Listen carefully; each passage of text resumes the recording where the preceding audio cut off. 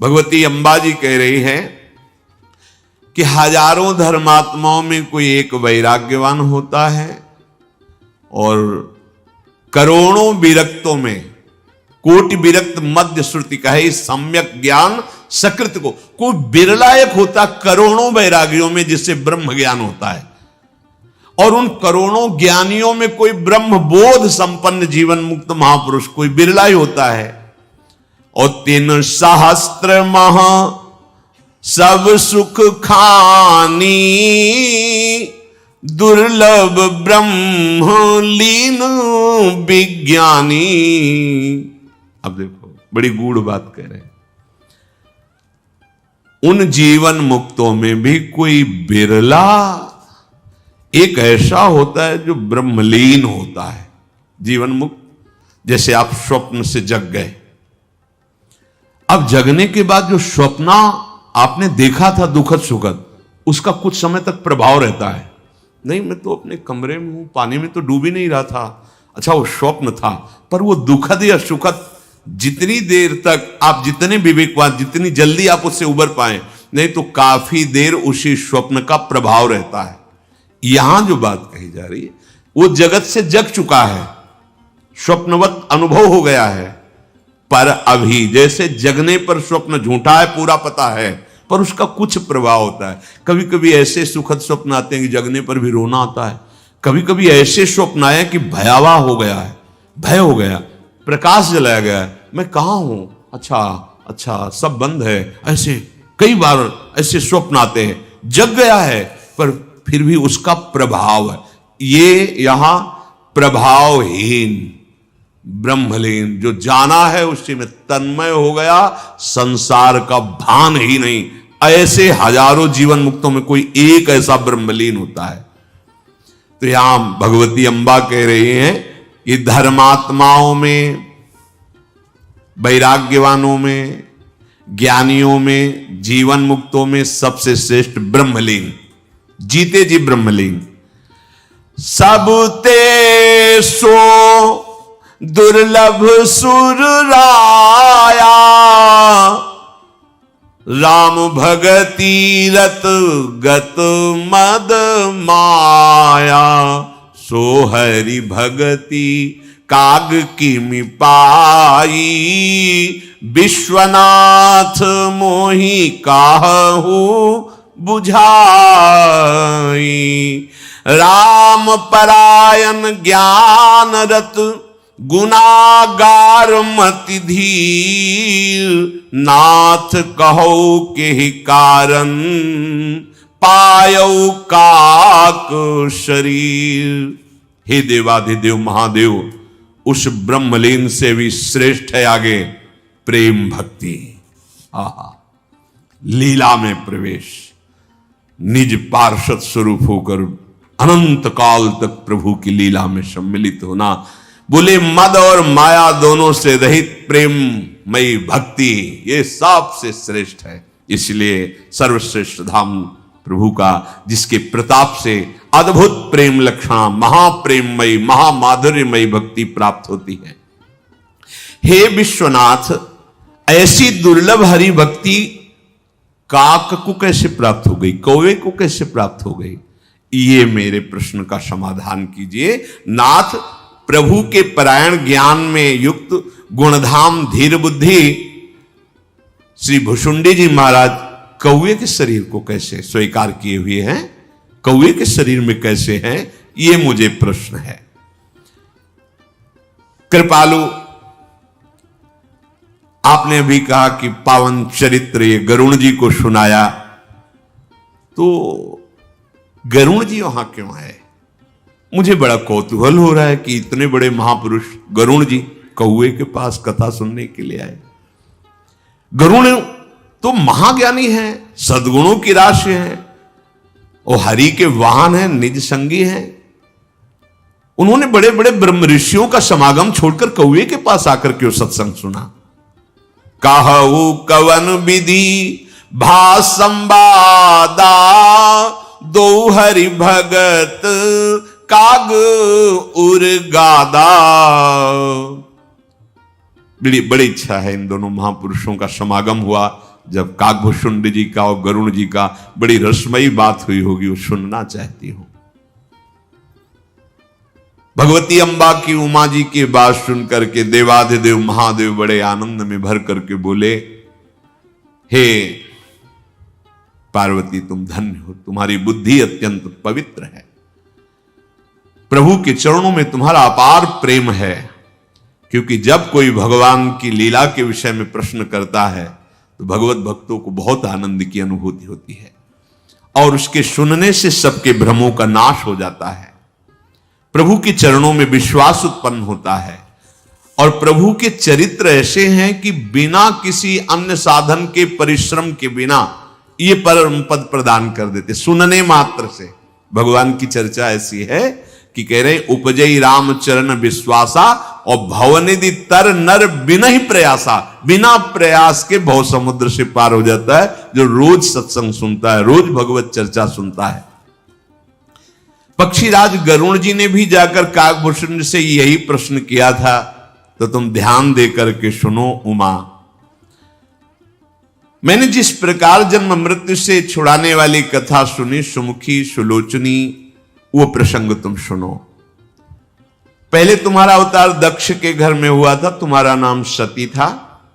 दक्ष के यज्ञ में तुम्हारा अपमान हुआ, तुमने अपने शरीर को त्याग दिया, मेरे सेवकों ने यज्ञ विध्वंस कर दिया। सारा प्रसंग ध्यान करो, तुम्हें याद आ जाएगा।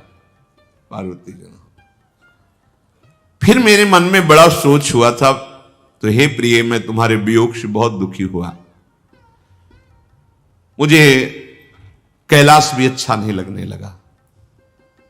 शरणागत वत्सल प्रभु का स्वभाव है, थोड़ा प्रेम कर लो तो प्रेम समुद्र है।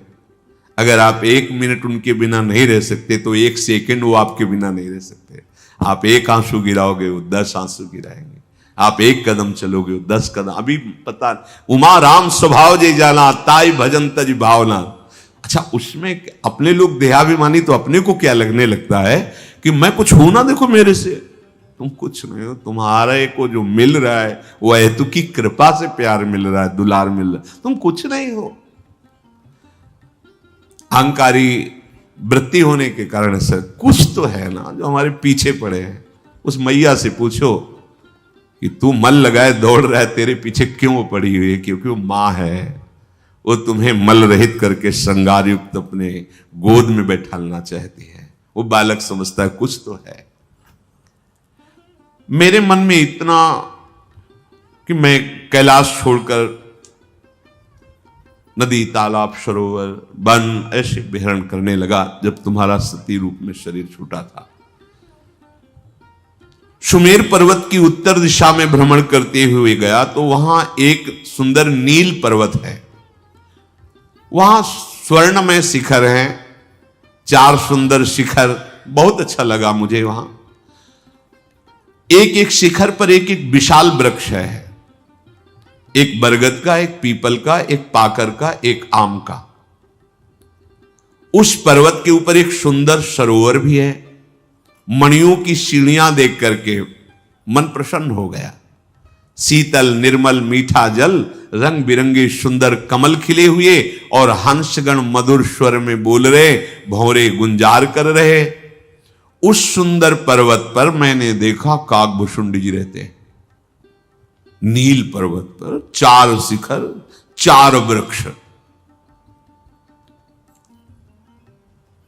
बट पीपर पाकरी रसाला, बरगद का, पीपर का, पाकर का, आम का, रसाला आम का।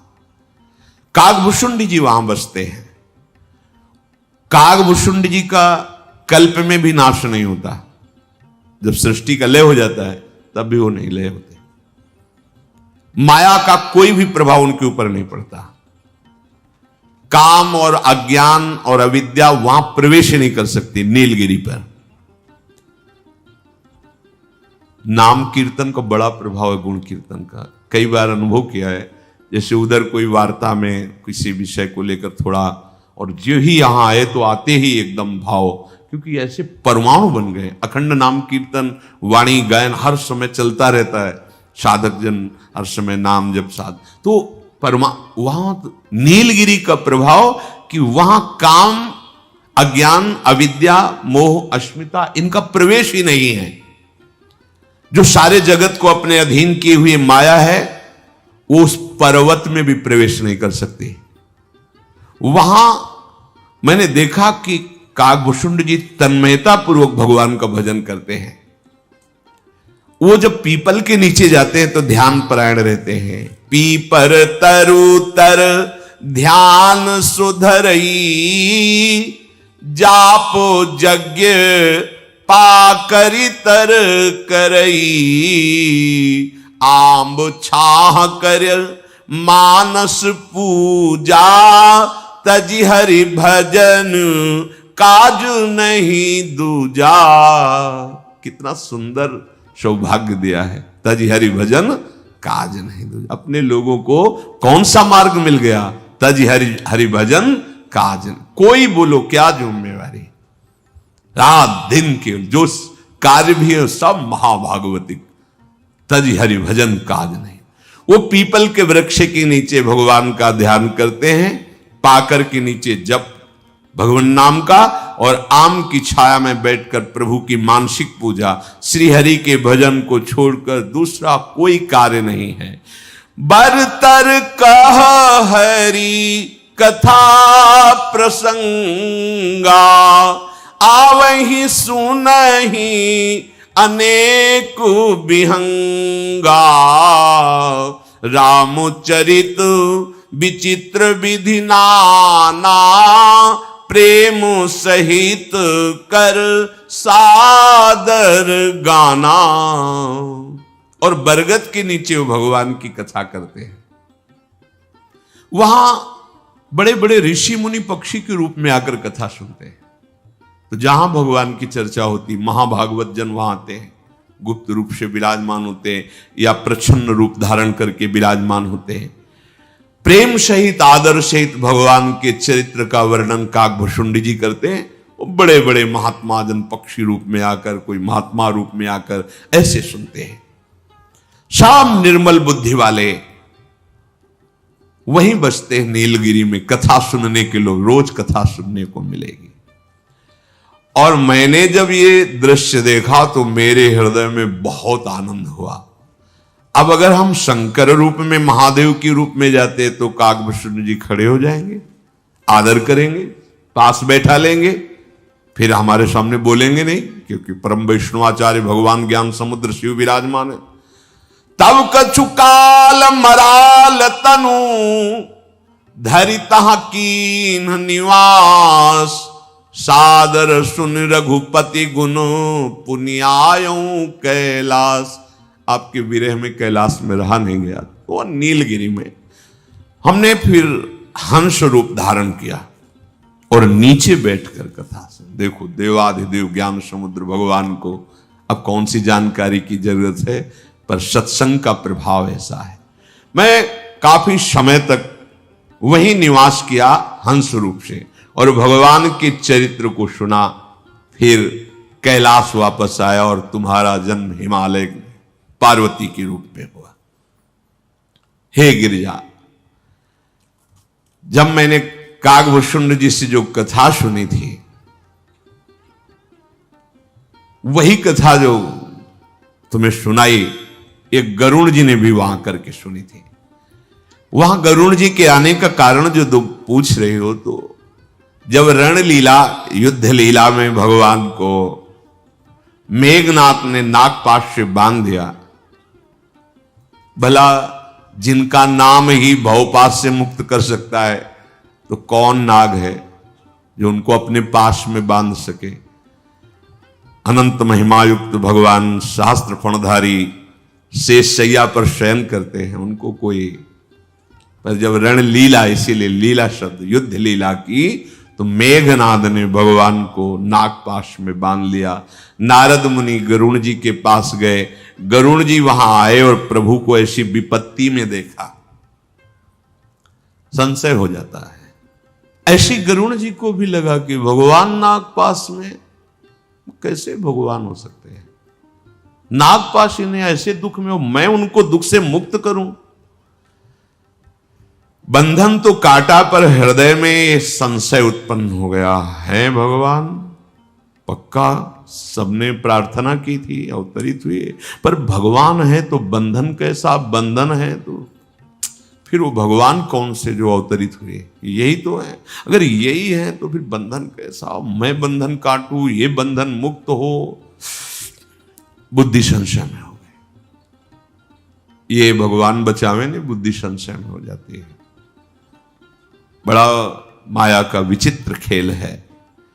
गरुण महाज्ञानी गुण राशि, इनको संशय हो गया। हरिदास है नित्य श्रीअंग सेवी भगवान के। बहुत विचार कर रहे हैं गरुण जी, करत विचार उरग आराती, व्याकुल होकर नहीं नहीं ऐसा नहीं, ये भगवान है। नहीं भगवान है तो फिर कैसे? बड़ा विचित्र माया का खेल। अंबाब सबकी बुद्धि के अधिष्ठात्री भगवान है तो हे खगमृग हे मधुकर श्रेणी क्यों? और अगर भगवान नहीं तो भगवान शंकर सर्वज्ञ होकर प्रणाम क्यों कर रहे हैं? असंशय मन भय। बड़ा विचित्र, इसलिए प्रार्थना करता रहे, हे नाथ ये संशय ना आने पावे, नहीं इसका परिणाम बड़ा भयानक हो जाता है संशय का। बार बार सोच रहे हैं कि व्यापक ब्रह्म बिरज बागीशा, माया मोह पार परमीसा, सो अवतार सुन्यो जग माही, देखूं सो प्रभाव कछु नाही। सुना था कि व्यापक विकार रहित वाणी के स्वामी, माया मोह से परे पर ब्रह्म परमात्मा का अवतार, ये वही अवतार है राम रूप में। अगर वो अवतार है तो फिर ये प्रभाव कैसा नागपाश का? बार बार विचार, नहीं वही है, कैसे वो हो सकते हैं? भवबंधन ते छूट ही नर जप जाकर नाम, खर्व निशाचर बांधे नागपास सोई राम।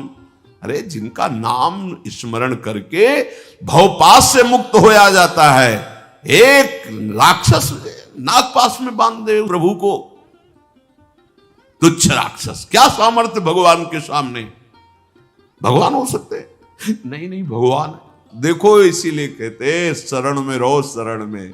नहीं, इतनी विचित्र माया है कि भगवान के वाहन महाभागवत परम ज्ञानी करुण महाज्ञानी गुण राशि, गजब हो गया। अब नाना प्रकार से वो विचार करते, समझा रहे हैं। कई बार ऐसा होता है महापुरुषों के सानिध्य में, उनकी लीलाओं पर फिर मन में प्रश्नवाचक चिन्ह खड़ा हो जाता है। जीवत तो है ना, दिगंबर हैं, एक वस्त्र से भीषण गर्मी, जहां तुम पैर रखो तो खड़े ना हो सको, बालू ऐसी गर्म हो जाती है, वहां आराम से आनंद से पड़े। शीतलता, सब खुले अंग में शय रहे। वो जो वहां क्यारी लगाते हैं ना गंगा जी या यमुना जी के पावन पुलिनों में, वो ककड़ी खीरा ये सब, वो जा रहे, ए भैया, हाँ हाँ बोलो। साक्षात करपात्री साष्टांग दंडवत होते हैं बड़े बड़े महापुरुष, उनके दर थोड़ी, अरे आप रोज मांगते रहते हो, अभी हमारी वो ककड़ी बिकी तो है नहीं, कहां से थोड़ी। अच्छे अच्छे के दिमाग फेल हो जाए कि बड़े बड़े त्याग वैराग्य वाले जिनको नमन कर रहे हैं, बस समझ में ही नहीं आता। इसीलिए बस एकमात्र मामेवे प्रपद्यन्ते मायामित, हे नाथ हमें तुम्हारी बात, तभी उपदेश शास्त्रों में किया गया महापुरुषों के जो आचरण उनके उपदेश से मिलते हों वही ग्रहण किए जाएं। सब आचरण अनुकरणीय नहीं होते, वो कहां कैसे प्रणाम है नमस्कार है। एक हम संत भगवान को देखा, शास्त्र में लिखा है सन्यास में पान नहीं खाना चाहिए, और उनको कोई दोष दृष्टि संशय व्यक्ति से ले देखा। उनकी देखो दिनचर्या हमने देखी, जब नवीन अवस्था थी तो बहुत सूक्ष्म बुद्धि से यही दोष दृष्टि के लिए नहीं, कैसे ये महापुरुष हैं, कैसे इन आचरणों से चलते। तो उनका यह था कि रात्रि के 11 बजे तक जग रहे हैं, तो जहां सब सोने के लिए हुए तो सोने का नाटक करते थे, ऐसे लेट जाते चद्दर, जहां सब सो गए तो उठ के बैठ जाते थे। 4 बजे 5 बजे सबके कमंडल बाल्टी खटकने लगी, फिर सो गए। 7 बजे उठे, सब नहाए धोए अपने दिनचर्या। जब वो उठते तो कोई कोई कहता कैसे संत है 7 बजे नहाने जा रहे, 4 बजे नहा चुके थे। जब देखा कि गजब की एक, और दिन में एक केवल आदमी इस बात के लिए रहता था, आधा पान का पत्ता, थोड़ा थोड़ा लौंग, थोड़ी इलायची, ऐसे सुपारी रहता, खा रहे बैठे, लोग आ रहे देख रहे, बाबा पान खा रहे, हर 15 मिनट में, 20 मिनट में, 30 मिनट, घोर वैरागी, एकाग्रता से भजन में तन्मय, बाहरी चेष्टा। एक संत भगवान को देखा 4 बजे से मिलने का टाइम था, और बाहर ऐसे जब तक खत में आते तो इतना बड़ा वो उस समय कैसेट वाला टेप चलता था, फिल्मी गाना। अब जो सुनता ना तो आधे तो वहीं से पैर लड़खड़ाने लगते, फिल्मी गाना बज रहा है, ऐसे संत के दर्शन करने बैठे ऐसे, और बज रहा, बड़ी जोर से बज रहा है। कोई कोई जो समझने आज बोले सब बाहरी बातों में, आप चलो वहां आप दर्शन करो, बड़े लीला में है, इसलिए दूर से प्रणाम। बस उनके जो वचन से आचरण मिलते हैं वो हमें करना। इन परमहंस अवधूत महापुरुषों की कई कोटि के मान, एक होते आचार्य कोटि के मान, उनका आजीवन एक एक आचरण अनुकरणीय आचार्य कोटि। एक होते अवधूत कोटि के, अपनी मस्ती में। भगवान शंकराचार्य जी आचार्य हैं। एक दिन जा रहे थे तो मछली बिक रहे थे, उठाया मछली, खाना शुरू कर दिया। अब कुछ शिष्य जनों ने देखा गुरु जी जब पा रहे हैं तो वो भी आगे बढ़े, तो कांच गलाया जा रहा था, नारियल का खप्पर था, ऐसे डाला, पी गए कांच। अब जो मछली खाए थे, अब कांच कैसे हो खोलता हो, पीछे मुड़ के देखा और कहा, ऐसे किया तो जीवित मछली जो चबा के खाई थी, जीवित मछली निकली धारण, वो तो आधी पाचन तंत्र में फंस गई थी। जो गुरु कर रहे हैं उनकी वो क्रिया जो उनके उपदेश से मिल रही वो करनी है, अन्यथा प्रणाम करना कोई प्रश्नवाचक चिन्ह मन में नहीं आना चाहिए। प्रभु आप जानो, आपकी लीला जाने, हमें जो आदेश है उस आदेश से जो आपके आचरण है वो तो अनुकरणीय। ये भगवान श्री सुखदेव जी ने भी कहा कि महापुरुषों के जो उपदेश से आचरण, जैसे भगवान शंकर विष पी रहे तो अपने विष एक बूंद जाए तो मर जाएंगे, और तो यहीं रोक लिया, और यहां एक बूंद पानी नहीं रोक सकते। तुम घाटी द्वार में जब जाए कितनी खांसी आती है, और पूरा विष पी गए जो समुद्र मंथन, जो यहीं रोक लिया, नीचे नहीं उतरने दिया, वो शोभा हो गई नीलकंठ भगवान शिव। गरुण जी को भारी संशय हो गया, विचार काम नहीं कर रहा कि भगवान है तो बंधन कैसा, जिनका नाम जप करके लोग भवबंधन से मुक्त हो जाते उनको मैं मुक्त कर रहा हूं, और भगवान नहीं तो हमने सुना है कि भगवान का अवतार इसी रूप में हुआ है, बार बार बार बार। अब तो भारी परेशानी पैदा हो गई संशय होने से। नाना भांति मन ही समझावा, प्रगट न ज्ञान हृदय भ्रम। अब बहुत खिन्न मन से घूम रहे, कोई मेरे संशय का निवारण कर दे। अब नाना भांति मन ही समझावा, प्रगट न ज्ञान हृदय भ्रम छावा। बार बार गरुण जी विचार कर रहे कि व्यापक ब्रह्म बिरज बागीशा, माया मोह पार परमेशा, सो अवतार सुन्यु जग माही, देखियो सो प्रभाव कछु नाही। जो व्यापक हैं, विकार रहित है, वाणी के पति हैं, माया मोह से परे हैं, पर ब्रह्म है, परमेश्वर है, उनका अवतार है ये मैंने, लेकिन प्रभाव तो नहीं देख रहा हूं ना। एक क्षुद्र निशाचर बांध दिया तो ऐसा महामहिम परब्रह्म पीड़ा को प्राप्त होते हुए नागपाश से अपने को मुक्त नहीं कर पा रहा, और मैं नागपाश से उन्हें मुक्त कर रहा हूं। बड़ा संशय गरुण जी के हृदय में हुआ। अब संशय निवृत्ति के लिए एक ही उपाय है, संतों की शरण में जाए। तो गरुण महान ज्ञानी भी हैं, भगवान के परम भक्त हैं, भगवान के अंग सेवी हैं। देवर्षि नारद जी के पास गए। व्याकुल गयो देव ऋषि पाही, कहे सी जो संशय निज मन माही। सुनी नारद ही लागी अति दाया, सुनु खग प्रबल राम कै माया। जो ज्ञानिन कर चित अपहरई,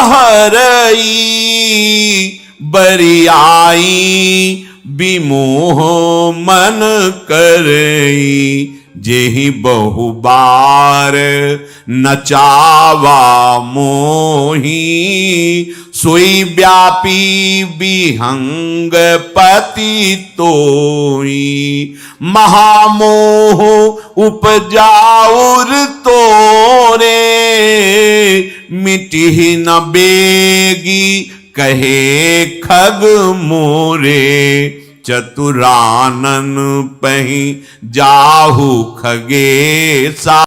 ब्रह्मा जी मन ही मन विचार करके भगवान की शरण में है।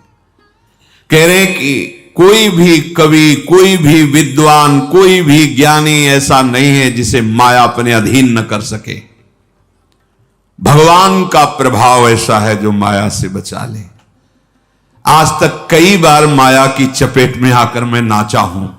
ब्रह्मा जी, देवर्षि नारद जी ने भी ऐसा ही बोला था। जिसने विपुल बार जहि मोहि नचावा, कई बार में, एक दो बार नहीं, कई बार। अब सोच